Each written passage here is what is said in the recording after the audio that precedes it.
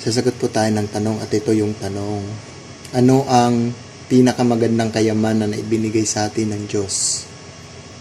Ang sagot, ang pinakamagandang kayamanan na ibinigay sa atin ng Diyos, lahat ng kayamanan na nanggaling sa Diyos. Literal man o spiritual man na kayamanan. Ang mga kayamanang yaon ay maganda sa tao o nakakabuti sa tao.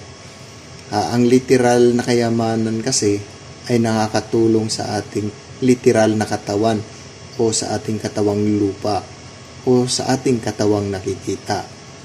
Ang spiritual na kayamanan naman ang pinakamagandang kayamanan dahil ito ay nagagamit ng ating katawang literal at katawang spiritual. May utos nga ang Diyos na huwag tayong mag-ipon ng kayamanan sa lupa. Bugkos mag-ipon tayo ng kayamanan sa langit. So, ito po ang nakasulat sa Mateo 6 verse 19 hanggang 20. Ito po ang nakasulat.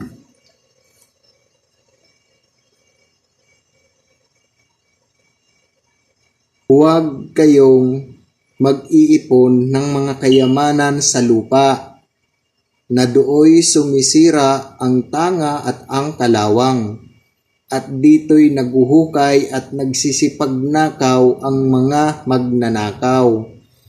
Kundi mag-iipon kayo ng mga kayamanan sa langit na dooy hindi sumisira kahit ang tanga, kahit ang kalawang, at dooy hindi naguhukay at hindi nagsisipagnakaw ang mga magnanakaw. Yun nga, kailangan natin ipunin ang kayamanan sa langit.